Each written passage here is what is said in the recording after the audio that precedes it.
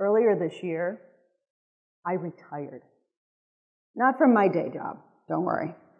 I'm not independently wealthy.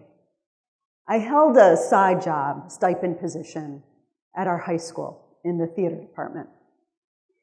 The title was production manager. I was known as the ticket lady. So the job entailed a couple different things. It was publicity for the event and the performances. It was organizing meals for the kids during production week, a variety of things. But the biggest part of the job was selling tickets to the performances. Truth be told, I did it for 7 years, and I had a love-hate relationship with the job. Most of the time, I loved it. The 2 weeks leading up to the production were incredibly intense and frenetic. And it was all about tickets. My dining room was full of tickets. No one ate dinner, at least not if I was cooking. It just was one of those moments that were all-consuming.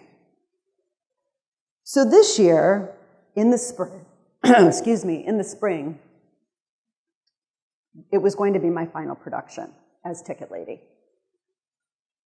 And it was kind of odd.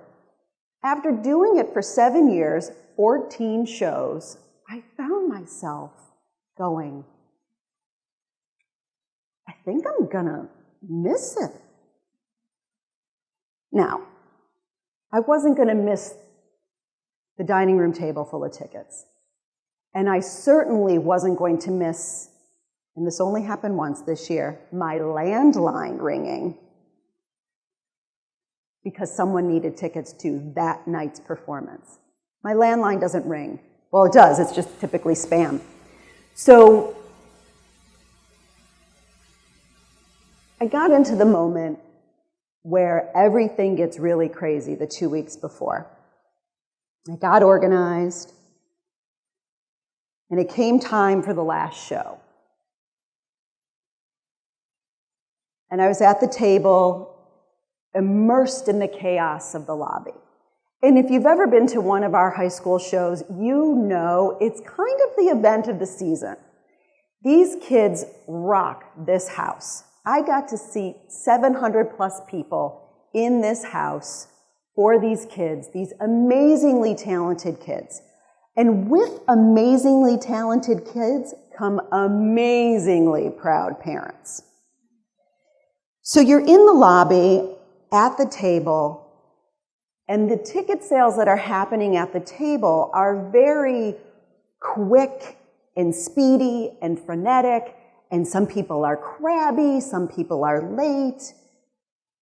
And those sales are a very small portion of the enormity of the sales that we do. Most of the sales are done online.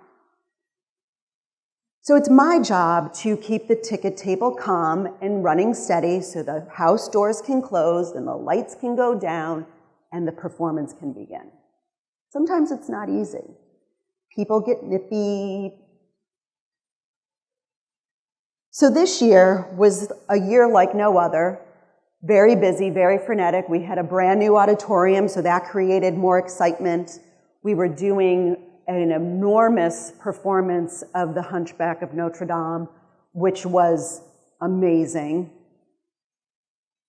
So it was unusually crazy. But it all wrapped up, as it always does. The sales ended. And I found myself sitting there going, it's kind of over. So I did what I always do. It's my little secret. I have this little ritual that I've done over time that when the lobby empties and the house doors close, I sit there for a moment with my seating chart. It's kind of like a holy thing for me, that seating chart. Filled with X's. Full house. I'm sitting quietly, admiring my work. excuse me. And I thought, no, this is my moment.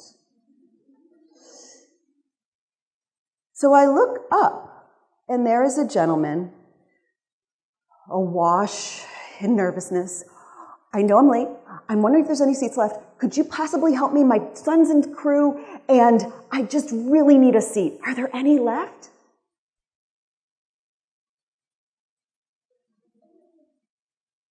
Well, of course there's a seat for you, my moment cast aside. And in that moment, I worked my magic, and I found the perfect seat.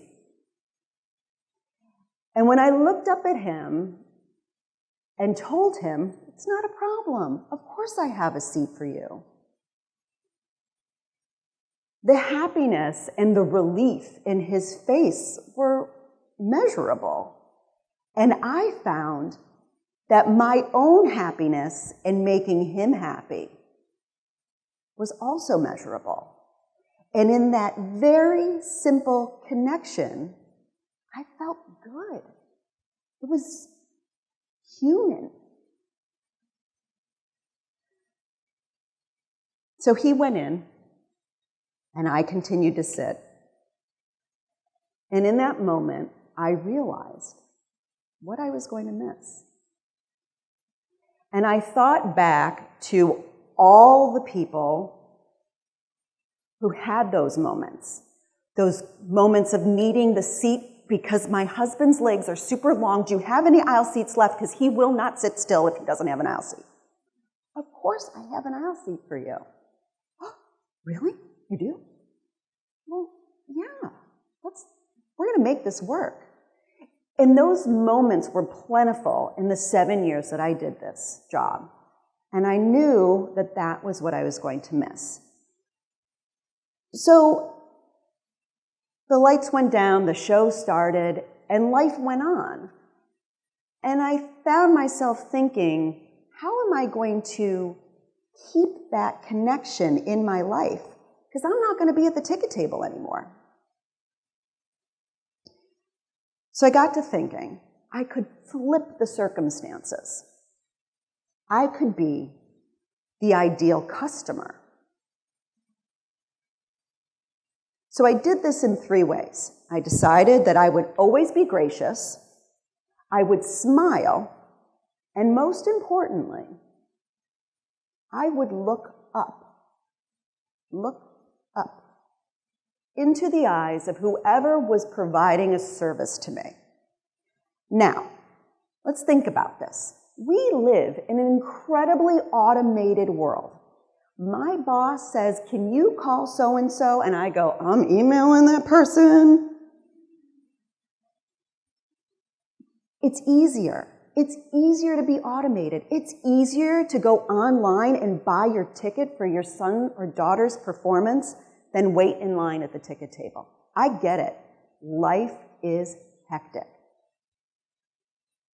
So I decided I was going to test this at one of my favorite places. I was going to do these 3 things.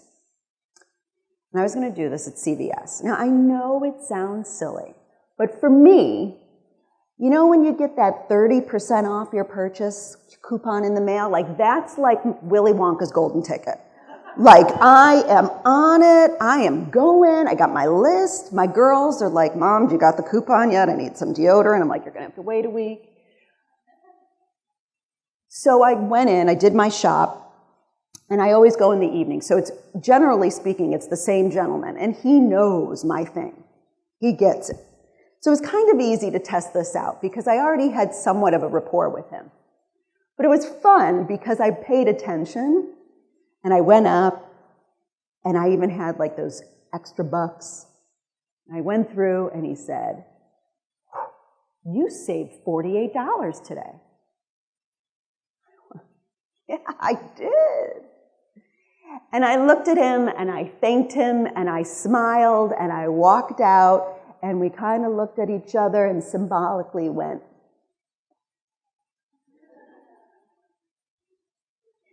But that was a great moment. It was human contact. It was connectivity, and it was so simple, and it took Seconds. Seconds. So I did it one more time as a test and paid attention. So this time I did it at Stop and Shop. Now, grocery shopping is like not fun for me. But what is fun are those automated lines, because I get to pack my bags exactly how I like. And if you ask my husband how I pack the bags, he'll go, not my territory, I don't touch them. I just check the groceries, she does the packing. And I fit everything like puzzle pieces. But this time I went to Stop and Shop and I actually went old school. I went through the line with the cashier. And I had even a better experience than I did at CVS. And it had nothing to do with saving money. She looked at me and she said, "Oh, what are you wearing?" And I was like, "Gap?" I don't know. She said, no, you smell so good. And I said, "Oh my gosh." I said, "I started wearing patchouli." She goes, "I knew it." She's like, "Gosh, does that take me back?" She's like, "Oh, I'm at a concert right now." And I was like, "Oh, wow, this is so cool." I don't know what her name is. I don't know anything about her, but I know patchouli took her back in time and brought a smile to her face. And the only 3 things I did was walk in, be gracious, smile, and look up. Look up. So here's the thing, and this is my wish for all of you. Yes, the world is a hectic place. We can do everything automatically with a click and a clickety-clack or a scan. But what if you started taking the moment, small, simple moment, every now and then, and chose to connect? And you chose to just look